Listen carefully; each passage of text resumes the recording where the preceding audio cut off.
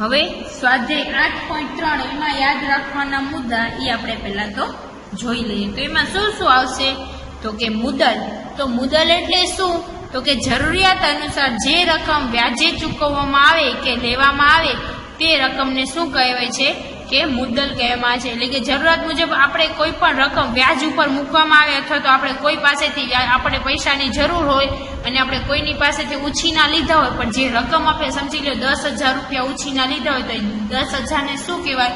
તો કે મુદ્દલ કહેવાય. તો એને આપણે શોર્ટમાં દર્શાવવું હોય રકમમાં કોઈ પણ સૂત્રમાં તો એને આપણે P દ્વારા દર્શાવી શકીએ છીએ, એટલે કે પ્રિન્સિપલ. હવે એમાં છે મુદ્દત. મુદ્દત એટલે કે જેટલા સમયગાળા માટે રકમ એટલે કે મુદ્દલ વ્યાજે ચૂકવવામાં આવે કે લેવામાં આવે તે સમયગાળાને મુદ્દત કહે છે, એટલે કે ટાઈમ પીરિયડ. મુદ્દત એટલે કે કોઈ પણ રકમ, હવે તમે 10,000 રૂપિયા લીધા હોય, બરાબર, એટલે કે 2 વર્ષ માટે લીધા હોય, 3 વર્ષ માટે લીધા હોય, એટલે કે જેટલા વર્ષ માટે, 1 વર્ષ માટે લીધા હોય તો એને શું કહેવામાં આવે છે? તો કે મુદ્દત કહેવામાં આવે છે. તો એને આપણે T દ્વારા દર્શાવી શકીએ છીએ, બરાબર. હવે એમાં છે એટલે કે વર્ષ, મહિના કે દિવસોમાં કોઈ પણ હોઈ શકે. હવે વ્યાજ એટલે કે ઇન્ટરેસ્ટ, તો એને આપણે I દ્વારા દર્શાવી શકીએ છીએ. એટલે કે કોઈ પણ તમે 10,000 રૂપિયા લીધા તો એ 10,000 ને મુદ્દલ કહેવાય. પછી એ 10,000 તમે 2 વર્ષ માટે લીધા તો એને શું કહેવાય? મુદ્દત કહેવાય. અને એ 10,000 નું તમે ઇન્ટરેસ્ટ એટલે કે એને વ્યાજ ચૂકવો છો તેને તમે એમ કે મને 2 વર્ષના તું છે ને મને 10% વ્યાજ આપી દેજે 10,000 ના, તો જે ઇન્ટરેસ્ટ એટલે કે વ્યાજ આપણે એને ટકામાં જે ચૂકવીએ, બરાબર, ઇન્ટરેસ્ટ આપણે કહી શકીએ છીએ. એટલે કે એને આપણે શું કહી શકીએ? વ્યાજ. એટલે કે તમે જે 10% આપો એને વ્યાજ કહેવાય. પછી વ્યાજનો દર એટલે કે ₹100 ના 1 વર્ષના વ્યાજનો દર કહેવામાં આવે છે. એટલે કે એને આપણે વ્યાજના દરને શું કહેવામાં આવે છે? તો કે R કહેવામાં આવે છે. શું કહેવામાં આવે છે? Rate of interest. એટલે કે તમે 10%, એટલે કે વ્યાજ એટલે કે એ રકમ ઉપર આપણે અમુક વધારાના 10,000 રૂપિયા લીધા હોય, 10,000 ઉપર આપણે એ કહે કે તું 2 વર્ષમાં જ્યારે મને પાછા આપીશ ત્યાં તું મને 12,000 કરીને આપજે, તો એને 2,000 રૂપિયા શું થયું? વ્યાજ. અને વ્યાજનો દર એટલે કે વ્યાજનો દર એટલે કે અમુક ટકા કે 5%, 10% એ મને આપજે, એને R કહેવામાં આવે છે. અથવા તો 10,000 નું 12 માસનું વ્યાજ, અથવા ₹100 નું 365 દિવસનું વ્યાજ, અથવા વ્યાજનો દર ટકામાં દર્શાવી શકાય છે. હવે આવે છે એના પછી વ્યાજ મુદ્દલ. એટલે કે વ્યાજ મુદ્દલ એટલે કે મુદ્દલ અને વ્યાજના સરવાળાને શું કહેવામાં આવે છે? વ્યાજ મુદ્દલ. એટલે કે એને તમે કોઈના પાસેથી 10,000 રૂપિયા લીધા અને તમે પાછા એને જ્યારે તમે અમુક સમય પછી 2 વર્ષ પછી પાછા આપો છો તો એને 12,000 રૂપિયા પાછા આપો છો, તો કે 10,000 ને વત્તા 12,000 રૂપિયા એટલે બેનો સરવાળો કરો એટલે 12,000 રૂપિયા થાય. 10,000 વત્તા 2,000 એટલે કે 12,000 રૂપિયા થાય. તો એને આપણે 12,000 ને શું કહેવામાં આવે છે? તો વ્યાજ મુદ્દલ કહેવામાં આવે છે. એને શોર્ટમાં તો કે એને શોર્ટમાં A દ્વારા દર્શાવવામાં આવે છે. હવે આપણને એ વ્યાજ શોધવું હોય તો વ્યાજનો સૂત્ર છે, સાદું વ્યાજનું સૂત્ર શું છે એ તમને યાદ રાખવાનું છે. આ બધા પોઈન્ટ તમારી પાકી બુકમાં લખેલા હોવા જોઈએ. સાદું વ્યાજ એટલે કે P ગુણ્યા R ગુણ્યા T છેદમાં 100. હવે એટલે કે અથવા તો તમે મુદતને વર્ષોને N દ્વારા દર્શાવી શકો છો. T ને બદલે તમે N દ્વારા પણ દર્શાવી શકો છો. એટલે કે સાદું વ્યાજનું સૂત્ર શું છે? P ગુણ્યા R ગુણ્યા T છેદમાં 100. તો P બરાબર શું છે? મુદત. એટલે કે તમે 10,000 રૂપિયા કોઈના પાસેથી લીધા છે 10,000 રૂપિયા. પછી વ્યાજનો દર એટલે કે તમે 2 વર્ષ માટે 5% વ્યાજના દરે લીધું તો એ વ્યાજનો દર R, અને T એટલે કે મુદત કેટલા વર્ષ માટે? તો કે 2 વર્ષ માટે, અને એના છેદમાં 100. તો એ સાદું વ્યાજનું સૂત્ર છે જે તમારે પાકી બુકમાં લખવાનું છે અને શોધવાનું છે. PRN તમે T ની જગ્યાએ એટલે કે એને મુદતમાં તમે વર્ષોને N દ્વારા પણ દર્શાવી શકો છો. એટલે કે PRN ના છેદમાં 100 એ સાદા વ્યાજનું સૂત્ર છે. બીજા જે યાદ રાખવાના મુદ્દા એમાં છે મૂળ કિંમત. એટલે મૂળ કિંમત એટલે શું? તો કોઈ પણ વસ્તુ આપણે ખરીદીએ છીએ એ ખરીદને શું કહેવામાં આવે છે? તો કે મૂળ કિંમત કહેવામાં આવે છે. તો કે મૂળ કિંમત એટલે કે કોઈ પણ વસ્તુ ખરીદતા જે રકમ આપવી પડે તેને વસ્તુની ખરીદ એટલે કે વસ્તુની મૂળ કિંમત કે ખરીદ કિંમત કહેવામાં આવે છે. ટૂંકમાં એને મૂકી કહેવામાં આવે છે. એટલે કે મૂળ કિંમતને ટૂંકમાં આપણને લખવું હોય તો મૂળ કિંમત આટલું બધું ના લખીએ તો ચાલે, એના કરતાં મૂકી અથવા તો ખકી લખી શકે. મૂળ કિંમત અથવા તો ખરીદ કિંમતને ખકી કહી શકાય અને મૂળ કિંમતને એટલે કે કોઈ પણ હવે તમે એક સાયકલ લીધી, એ સાયકલ તમે જેટલામાં ખરીદી, હવે 2000 રૂપિયામાં ખરીદી તો એની મૂળ કિંમત શું થઈ સાયકલની? તો કે 2000 રૂપિયા. પછી પડતર કિંમત, હવે વસ્તુ ખરીદ્યા પછી તેના પર થતા ખર્ચને પડતર કિંમત અથવા ખરાજાત મૂળ કિંમતમાં ઉમેરવામાં આવે છે તો વસ્તુની પડતર કિંમત મળે છે. એટલે કે ટૂંકમાં તેને પક્કી તરીકે પડતર કિંમતને શું દર્શાવવામાં આવે છે? તો કે પક્કી. તો પક્કી દર્શાવે એટલે કે એની ખરાજાત. હવે પડતર કિંમત શોધવી હોય તો એના માટે શું કરવાનું? તો મૂળ કિંમત. તો આપણે સાયકલની મૂળ કિંમત કેટલી હતી? તો કે 2000 રૂપિયા, બરાબર. અથવા તો તમે સાયકલ જૂનામાં લીધી હોય તો એના ઉપર ખર્ચો કરાવ્યો 500 રૂપિયાનો, તો એ ખરાજાત થઈ, બરાબર.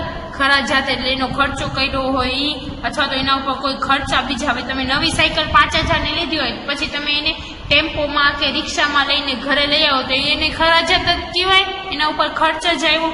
તો એ બંનેનો સરવાળો કરો એટલે તમને પડતર કિંમત મળી જાય. એટલે કે પડતર કિંમત એટલે કે મૂળ કિંમત અને એના ઉપર આવેલા ખર્ચાને આપણે તમે કરી શકો છો, પ્લસ કરો તો પડતર કિંમત મળી જાય. એટલે કે આપણને એ વસ્તુ કેટલામાં પડી? હવે 2000 ની સાયકલ હતી, મેં 500 રૂપિયાનો ખર્ચો કરાવ્યો તો એ મને સાયકલ કેટલામાં પડી? એટલે કે પડતર કિંમત કેટલી થઈ? તો કે 2500 રૂપિયા. જો કોઈ ખર્ચ થયો ન હોય તો વસ્તુની મૂળ કિંમત એ જ પડતરની કિંમત. એટલે જો હવે મને આ ખરાજાત એકેય વસ્તુ ઉપર લાગી નથી તો જે મૂળ કિંમત હોય એને જ આપણે પડતર કિંમત કહી શકીએ છીએ, જો ખર્ચો ના લાગે તો. પછી છે વેચાણ કિંમત.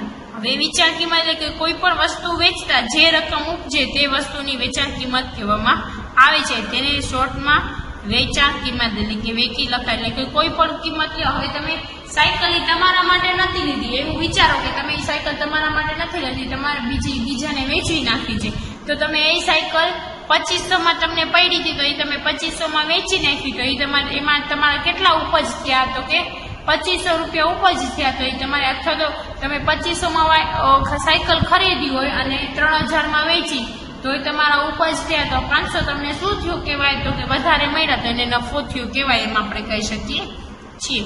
હવે નફો, મૂળ કિંમત કે પડતર કિંમત કરતા વેચાણ કિંમત વધારે હોય તો નફો થાય. એટલે કે મૂળ કિંમત હોય, તમારી મૂળ કિંમત કેટલી હતી સાયકલની? 2500, એમાં તમને કેટલો નફો થયો? તો કે નફો એટલે કે એમાં મૂળ કિંમતમાં તમે 2500 સાયકલ લીધી, બરાબર. એને પછી તમે કેટલામાં વેચી નાખી? 3000 વેચી નાખી તો તમારી ખરીદ કિંમત હતી 2500, એમાંથી તમે 3000 સાયકલ વેચી તો તમારે કેટલા? 500 રૂપિયા વધારે મળ્યા. તો જે સંખ્યા વધારે મળે એને શું કહેવામાં આવે છે? તો કે નફો કહેવામાં આવે છે. તો નફાનું સૂત્ર શું છે? વેચાણ કિંમત માઇનસ મૂળ કિંમત. એટલે કે વેચાયેલી કિંમત એટલે 3000 રૂપિયા, એમાંથી તમે 2500 ની સાયકલ વેચી તો જેટલા વધ્યા હોય એટલા કેટલા વધ્યા? 3 માંથી 2500 થાય તો 500, તો નફો કેટલા રૂપિયા મળ્યો? 500 રૂપિયા. અથવા તો જો વેચાણ કિંમત તમારી, બરાબર, વેચાણ કિંમત 3000 રૂપિયા, પડતર કિંમત તમારી જો એમાં ખર્ચ આવ્યો હોય તો લખવાનો પડતર કિંમત કેટલી હોય. જો ના આવી હોય તો પડતર કિંમત આપણને જેટલામાં સાયકલ પડી હોય એટલામાં એ લખવાનું, તો બાદબાકી કરો તો પણ મળી જાય છે. એવી જ રીતે ખોટ, મૂળ કિંમત કે પડતર કિંમત કરતા વેચાણ કિંમત શું હોય? ઓછી હોય તો તે ખોટ જાય છે. એટલે કે તમે સાયકલ 2500 ની ખરીદી, હવે 2500 તમારી પાસેથી કોઈ સાયકલ લેવું નથી. પછી એક ભાઈ આવ્યા કે ભાઈ મને સાયકલ આપો, મારી પાસે 2000 છે, હું 2000 જોઈ છે, તો હું એને શું કહીશ? મારી તો એમને પડી હતી તો 2000 વેચી રાખીશ તો 500 રૂપિયા મને શું મળી? ખોટ મળી. અથવા તો એ ભાઈ કે હું તમને 2200 રૂપિયા આપીશ તો 2500 સાયકલ પડી, 2200 બાદ કરવાના, એટલે કે 300 રૂપિયા આપણને શું ગઈ? ખોટ ગઈ. તો એને શું કહેવામાં આવે છે? ખોટ. હવે જો ખોટ બરાબર એનું સૂત્ર શું છે? મૂળ કિંમત કેટલી હતી? 2500, એ વેચી આપણે 2200 2500 માંથી 2200 જાય એટલે કેટલા વધે? 300 રૂપિયા. તો એ આપણને ખોટ. હવે ખોટનો બે રીતે, પડતર કિંમત ને વેચાયું. પડતર કિંમત 2500 રૂપિયા, એમાંથી તમને કેટલામાં વેચી? તો કે 2200 રૂપિયામાંથી કેટલા રૂપિયા? 300 રૂપિયા શું થઈ? ખોટ થઈ, એવું આપણે કહી શકીએ છીએ. હવે વસ્તુની વેચાણ કિંમત. વસ્તુની વેચાણ કિંમત બરાબર તો કે મૂળ કિંમત અથવા તો પડતર કિંમત વત્તા નફો. વેચાણ કિંમત કેટલી થઈ એ આપણને શોધવી હોય તો કે આની વેચાણ કિંમત કેટલી છે? તો ટોટલ વસ્તુની મૂળ કિંમત પ્લસ એમાં નફો, એટલે કોઈ પણ વસ્તુની વેચાણ કર્યું હોય. હવે હું એક કાર લઉં, હવે કાર મને શું છે? તો કે એની મૂળ કિંમત હતી ₹1,00,000, એમાં મેં બીજાને વેચી હતી તો 1,50,000 તો 1,00,000 ની કાર હતી, એમાં મેં 50,000 નફો રાખીને વેચી હતી, એટલે 1 લાખ વત્તા 50,000 એટલે કે 1,50,000 એની વેચાણ કિંમત થઈ. એવી રીતે પછી ખોટમાં પણ હવે અમુક વાર કાર ખોટમાં ગઈ હોય. હવે મૂળ કિંમત કારની હતી 1 લાખ રૂપિયા, એને મેં 80,000 વેચી નાખી, બરાબર. તો 20,000 એટલે કે એમાંથી તમે ખોટ બાદ કરી નાખો અથવા તો એની વેચાણ કિંમત. હવે મારી વેચાણ મૂળ કિંમત લાખ રૂપિયા હતી, એમાંથી ખોટ કેટલી ગઈ હતી? આપણને 20,000 રૂપિયા શું ગઈ હતી? ખોટ ગઈ હતી. તો એની વેચાણ કિંમત કેટલી થઈ? 80,000 રૂપિયા. હવે વસ્તુની મૂળ કિંમત એટલે કે વેચાણ કિંમત તમે 1 લાખમાં વેચવું હોય, બરાબર, અને એમાંથી નફો તમે બાદ કરી નાખો. હવે એની મૂળ કિંમત શોધવી હોય તો વેચાણ કિંમત હતી 80,000, એક્ઝામ્પલ લઈએ છીએ 80,000, એમાંથી તમારો 20,000 નફો હતો, તો 20,000 બાદ કરી નાખો તો કેટલા વધે? તો કે 60,000. તો એ તમારી મૂળ કિંમત થઈ. એવી જ રીતે ખોટ શું કરી નાખવાની? પ્લસ કરવા. વસ્તુની મૂળ કિંમત, હવે વેચાણ કિંમત લાખ રૂપિયા હતી, એમાંથી તમને 20,000 ખોટ ગઈ હતી, એટલે કે પ્લસ કરી નાખો. વસ્તુની વેચાણ કિંમત કેટલી હતી? તો કે લાખ રૂપિયા, એમાંથી 20,000 તમે બાદ એટલે કે પ્લસ કરી નાખો, એટલે 1,20,000. એટલે તમારી વસ્તુની કિંમત કેટલી થઈ? 1,20,000. એવી જ રીતે હવે નફા એટલે પ્રોફિટ અને ખોટ એટલે લોસ, એની નફો અને ખોટ ની ટકામાં ગણતરી કરવાની છે. એટલે કે નફો અને ખોટની ટકામાં ગણતરી કરવી હોય તો શું કરવું? તો કે વેપારમાં થતો નફો કે ખોટને મૂળ કિંમત અથવા તો પડતર કિંમત સાથે સંબંધ ધરાવે છે. એટલે કે એનો નફો કે ખોટ છે મૂળ કિંમત અથવા તો પડતર કિંમત ઉપર સંબંધ ધરાવે છે. હવે નફા કે ખોટના ટકા એટલે કે 100 રૂપિયા મૂળ કિંમત કે પડતર કિંમત પર થતો નફો છે, અને નફો અને મૂળ કિંમતના ગુણોત્તરને 100 વડે ગુણવાથી ટકાવારી મળે છે. એટલે કે જો નફો શોધવો હોય તો શું? નફાનું સૂત્ર શું છે? નફો અથવા તો ટકામાં બરાબર નફો છેદમાં મૂળ કિંમત અથવા તો તમને કેટલા શું મળ્યું હોય તો પડતર કિંમત. હવે નફાનો ટકામાં શોધવું હોય, બરાબર, તો તમને સમજી લ્યો નફો કેટલો રૂપિયો થયો છે? તો કે 5,000, બરાબર. એ તમને કેટલામાં મળી હતી? તો કે 4,000 રૂપિયામાં. એ વસ્તુ મૂળ કિંમત અને પડતર કિંમત બંનેમાંથી કોઈ મૂળ કિંમત સમજો તો ઠીક ને, પડતર. હવે એને ગુણ્યા શું કરી નાખવાના? 100 કરી નાખવાના. 2 જીરા ગયા 1 ગુણ્યા 1 ગયો. હવે એના 4 ભાગ કરી નાખો, એટલે આપણને આના કરવા અડધા કરો તો કેટલા થાય? 50 ના અડધા 25. હવે 12.125 થાય. કેટલા થાય? 125 ચોખ્ખું 500, બરાબર. તો એવી રીતે થઈ જાય કારણ કે 125 વત્તા 125 કરો એટલે 250 ને 250 વત્તા એવી રીતે 4 કરો એટલે કે એનો જવાબ શું આવે? 125. તો 125% નફો થયો એમ આપણે કહી શકીએ છીએ. એવી જ રીતે ખોટનું પણ એવી જ રીતે ખોટ અને મૂળ કિંમત. તો અહીંયા નફાની જગ્યાએ ખોટ, પછી મૂળ કિંમત એને ગુણ્યા 100. આમાં આવી જ રીતે તમે નફો ને ખોટ આપણે ટકાવારીમાં શોધી શકીએ છીએ. હવે ચાલો આપણે સ્વાધ્યાયના દાખલા ગણીએ. સ્વાધ્યાય 8.3 ક્વેશ્ચન નંબર 1, નીચેના વાક્યો પરથી નફો ખોટ શોધો. આ ઉપરાંત નફાની ટકાવારી અને ખોટની ટકાવારી પણ શોધવાની છે, જે આપણે હમણાં જ શીખ્યા સમજૂતીમાં. તો આ ક્વેશ્ચન નંબર 1 માં 4 દાખલા છે, એમાંથી 2 હું કરાવીશ ને 2 તમારે જાતે ગણવાના છે. તેમાં હું પહેલું તમને ગણવાનું છે ને બીજું હું કરાવું છું. સેમ મેથડથી જ કરવાની છે, એમાં બીજું કંઈ જ નથી. હવે એમાં છે ફ્રીજની એક ફ્રીજ ₹12,000 ખરીદ્યું, એટલે એની ખરીદ કિંમત શું થઈ? એટલે કે ખરીદ કિંમત કેટલી છે? તો કે 12,000 અને 13,500 વેચ્યું, એટલે એની વેચાણ કિંમત. એટલે હવે એની ખરીદ કિંમત કેટલી આપેલી છે? તો કે ખકી બરાબર 12,000. હવે એની વેચાણ કિંમત એટલે કે વેચાણ કિંમત કેટલી આપેલી છે? તો કે 13,500. તો હવે તમને ખબર પડી જ જાય છે કે ખરીદ કિંમત કરતા વેચાણ કિંમત શું છે? વધારે છે, એટલે કે એને શું થયો છે? તો કે નફો જ થયો છે, એવું આપણે કહી શકીએ છીએ, બરાબર. તો કે નફો બરાબર શું છે? એનું સૂત્ર નફો બરાબર વેચાણ કિંમત માઇનસ ખરીદ કિંમત. હવે વેચાણ કિંમત કેટલી હતી? તો કે વેચાણ કિંમત 13,500 રૂપિયા માઇનસ ખરીદ કિંમત તો કે 12,000 રૂપિયા. હવે કેટલા વધશે? તો કે 1,500 રૂપિયા. 1,500 રૂપિયા શું થયો હોય? એને નફો થયો હોય, બરાબર. તો અહીંયા રૂપિયા લખી નાખ્યો, 1,500 રૂપિયા નફો. હવે નફાને ટકાવારીમાં પણ નફો તો મળી ગયો, પણ હવે એને શું કરવાનું છે? તો કે ટકાવારીમાં ફેરવવાનું છે. તો કે એને આપણે ટકાવારીમાં ફેરવીએ તો નફાના ટકા બરાબર નફો એનો સૂત્ર શું છે? નફો એના છેદમાં ખરીદ કિંમત થતી હોય ખરીદ કિંમત એને ગુણ્યા 100. હવે એનો નફો કેટલો છે? તો કે નફો એનો હતો 1500 રૂપિયા અને એની ખરીદ કિંમત કેટલી હતી? તો કે 12,000 રૂપિયા. એને ગુણ્યા શું આવી જાય? 100. બરાબર. હવે એના છેદ ઉડતા ઉડાડવાના. 2 અહીંયા ગયા, 2 અહીંયા ગયા, 1 અહીંયા ગયું, 1 અહીંયા ગયું. વધ્યા શું? તો કે 150 ના છેદમાં 12.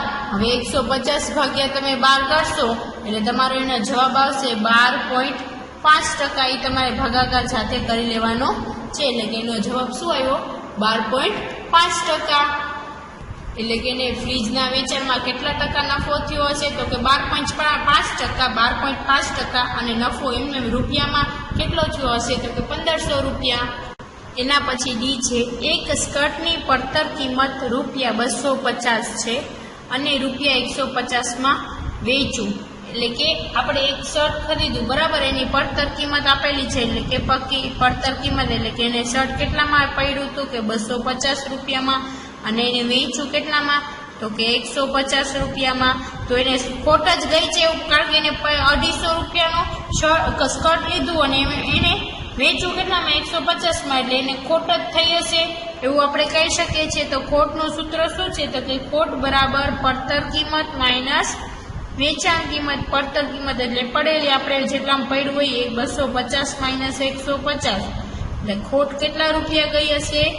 તો કે 100 રૂપિયા શું થયું હશે? એને ખોટ ગઈ હશે. હવે ખોટને આપણે શું શેમાં ફેરવવાનું છે? તો કે ટકામાં ફેરવવાનું છે. તો કે ખોટના ટકા બરાબર ખોટ એના છેદમાં શું છે? તો કે પડતર કિંમત એને ગુણ્યા 100. બરાબર. તો હવે ખોટ કેટલા રૂપિયા ગઈ છે? તો કે 100 રૂપિયા ખોટ ગઈ છે. એની પડતર કિંમત કેટલી હતી? તો કે 250 રૂપિયા. હવે ટકામાં ફેરવું હોય તો એને ગુણ્યા 100. 0 જાય 0 જાય. હવે 25 ચોખ્ખું 100. હવે એનો જવાબ શું? 4 ગુણ્યા 10 કરો એટલે કે 40 થાય. એટલે કેટલા ટકા ખોટ ગઈ હશે? તો કે 40% ખોટ ગઈ હશે. એટલે કે ટકામાં શોધવું હોય તો 40% ખોટ ગઈ હશે અને રૂપિયામાં શોધવું હોય તો 100 રૂપિયા ખોટ ગઈ હશે એવું આપણે કહી શકીએ છીએ. એટલે કે એના જે એમાં જે ઓલા મેં તમને કીધું એ અને સી તમારે જાતે ગણવાના છે, જે સાવ સહેલા છે અને એમાં બેમાં નફો જ આવે છે. ક્વેશ્ચન નંબર 2, નીચે આપેલા ગુણોત્તરના પદોને ટકાવારીમાં બદલો. એટલે કે આ ગુણોત્તર આપેલું છે 3:1, તો એ આપેલો ગુણોત્તર છે, તો એને ટકાવારીમાં ફેરવવું હોય તો શું કરવાનું ખબર છે? ચાલો આપણે એ શીખીએ. આપેલ ગુણોત્તર કેટલો છે? કે 3:1. હવે ગુણોત્તરના શું કરવાનું? કે એનો પદોનો સરવાળો કરી લેવાનો. તો એ ગુણોત્તર ના પદોનો સરવાળો. હવે ગુણોત્તર કયા છે? તો કે 3:1 છે, તો 3 વત્તા 1 કરી નાખવાનો. અહીંયા 5:1 હોય, 6:1 હોય તો એનો સરવાળો 3 વત્તા 1 કરી નાખવાનો એટલે કે 4 થઈ ગયો. હવે પહેલું પદને આપણે જે પહેલો 3 છે એને આપણે ટકાવારીમાં ફેરવવું હોય એટલે કે પહેલું પદને એટલે કે પહેલું કોણ છે? 3 છે, કે પહેલું પદ ટકામાં એટલે કે પહેલા પદને ટકામાં ફેરવવું હોય તો શું કરવાનું? તો જો આ 3 હોય એને 3, પછી આ બંનેનો સરવાળો હોય ને, જે સરવાળો એને છેદમાં લખવાનો. એટલે કે પહેલું પદ અહીંયા જે હોય એ લખવાનું, પછી એ બંને આનો ગુણોત્તરનો સરવાળો કર્યો ને નીચે એને ગુણ્યા શું કરવાના? 100. તો જ આપણે ટકામાં ફેરવી શકીએ છીએ. બરાબર. હવે આપણે જોઈએ તો કે 25 ચોખ્ખું 100 અને 25 તેરી 75. એટલે કે પહેલું કેટલા ટકા થયું? તો કે 75% થયું. એવી જ રીતે બીજું જોઈએ તો કે બીજું પદ ટકામાં. હવે બીજું પદ ટકામાં જોઈએ તો કે બીજા પદમાં શું છે? તો કે 1, એનો સરવાળો કેટલો છે? તો કે 4, એને ગુણ્યા 100. તો કે 25 ચોખ્ખું 100 એટલે કે 25 એકુ 25 એટલે કે કેટલા ટકા થયા? તો કે 25%. એવું આપણે કહી શકીએ છીએ. તો આવી રીતે સાવ સહેલી રીતે કાંઈ નહીં, આ બે જેટલા અહીંયા 2 હોય, 3 હોય, 4 હોય, જેટલા પદ હોય એનો સરવાળો કરી નાખવાનો. પછી પહેલું પદને ટકાવારીમાં ફેરવવાનું, પછી બીજું પદને. પહેલું પદને ટકાવારીમાં ફેરવવું હોય તો પહેલું પદ લખવાનું, એના નીચે આ જેટલી સંખ્યા એનો સરવાળો, એટલે કે સરવાળો કર્યો એવી જ રીતે આપણે મેળવી શકીએ છીએ. અને ટકાવારી છે એટલે 100 તો આવે જ. હવે એના પછીનો આપણે જોઈએ, એમાં છે બી. હવે બધા ગુણોત્તરના પદોનો સરવાળો કરીએ તો કે એ બધાનો સરવાળો કરતા આપણને શું મળે છે તો કે 2 + 3 અહીંયા જે આપેલા એનો સરવાળો એટલે કે 2/3/5 આપેલા છે તો એનો સરવાળો કરો એટલે કે 3 ને 2 5 અને 5 ને 5 કેટલા થાય 10 તો સરવાળો કેટલો આવ્યો તો કે 10 આવ્યો. હવે એવી જ રીતે આપણે પહેલું પદ લઈએ. પહેલું પદ બરાબર પહેલું પદ શું છે તો કે 2 તો કે 2 ના છેદમાં સરવાળો આવ્યો એ લેવાનો 10 એને ગુણ્યા કેટલા કરવાના 100 તો ટકામાં મળી જાય તો 0 0 ઉડી ગયા 10 દુ કેટલા થઈ જશે 20 તો પહેલું પદ કેટલામાં છે 20%. પછી બીજું છે 3 એટલે કે બીજું પદ બરાબર એટલે કે 3 પછી એનો સરવાળો કેટલો છે 10 તો 10 એને ગુણ્યા 100 આ 0 0 ઉડી જાય એટલે કેટલા હોય જાય 3 ગુણ્યા 10 એટલે કે 30%. એના પછી છે ત્રીજું પદ. હવે ત્રીજું પદ કેટલા છે તો કે 5 છેદમાં એનો સરવાળો કેટલો એટલે કે આ જે 5 હતા એ 5 છેદમાં સરવાળો 10 એને ગુણ્યા 100 0 0 ઉડી જાય 5 ગુણ્યા 10 કરો એટલે કેટલા થયા તો કે 50%. તો એવી જ રીતે આપણે ત્રણેયના ગુણો એટલે કે ગુણોત્તરના પદોને ટકાવારીમાં ફેરવી લીધું. હવે એ ને બી મેં કરાવ્યું. હવે સી ને ડી તમારે એવી જ રીતે જાતે ગણવાના છે.